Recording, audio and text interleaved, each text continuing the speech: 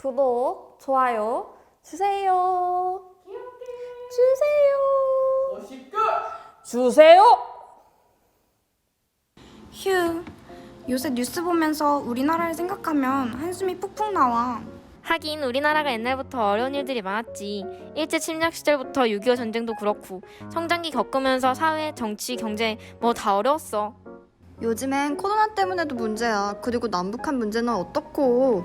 맞아. 우리나라는 앞으로 어떻게 될까? 사람들이 점점 아기도 안 낳고 출산율이 적어진다고. 이러다가 나라가 통째로 사라지는 거 아니야? 사세반 친구들, 이제 손 씻고 간식 먹을 시간이에요. 네, 선생님. 사탕 먹고 싶어요.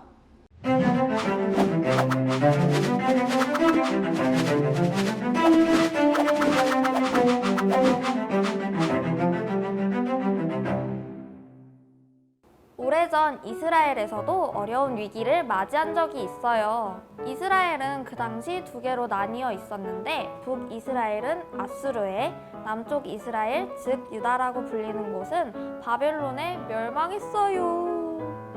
많은 이스라엘 백성들은 포로로 비참하게 살게 되었고 하나님을 위해 만들어둔 예루살렘 성은 허물어지게 되었죠. 그때 그 비참했던 시기에 하나님은 한 인물을 준비해 두셨습니다. 바로 느헤미야! 느헤미야는 포로로 끌려간 이스라엘 백성 중에 하나였어요. 그는 하나님께 나라를 위해 기도하기 시작합니다. 그의 간절한 기도의 응답으로 하나님은 훗날 그를 이스라엘 백성들에게 꼭 필요한 사람으로 사용하는데요. 느헤미야는 그의 나라를 위해 어떻게 기도했을까요? 첫째는 나라를 위해 회개 기도했습니다. 간절히 애통하며 말이죠. 두 번째는 나라를 위해 말씀을 의지하며 기도했답니다. 세 번째는 언약, 즉 하나님과 하나님의 백성들 간의 약속의 말씀을 붙들고 간절히 기도했죠. 마지막으로는 은혜를 입게 해달라고 기도했습니다. 결국 나라를 위한 간절한 기도에 하나님이 어떻게 하셨게요?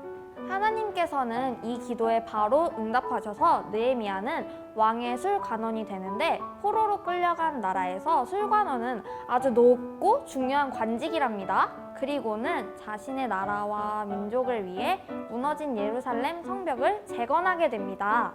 여러분, 위기라고 느껴지는 지금 이 시대를 살면서 우리는 나라와 민족을 위해 기도하고 있나요? 하나님의 자녀인 우리가 간절히 기도할 때 하나님은 바로 응답하신다는 것을 잊지 마세요. 여러분, 오늘 느헤미야 이야기 배웠죠?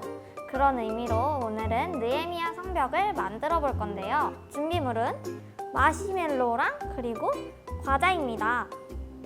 이 마시멜로로 성벽을 쌓을 거고요. 과자로 성을 만들어 볼게요. 그럼 시작해 볼게요.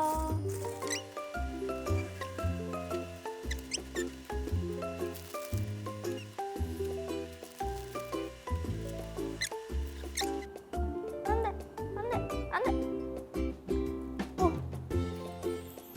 이렇게 묻어줄게요.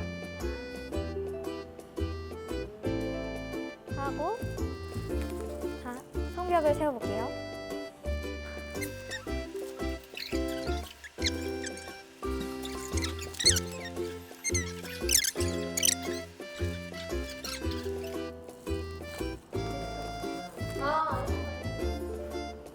완성했어! 다 했어! 예뻐! 짜잔! 여러분, 제가 완성했어요. 설명해 드릴게요.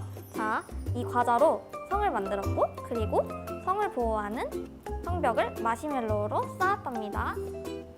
여러분, 오늘도 저와 함께한 시간 즐거우셨죠?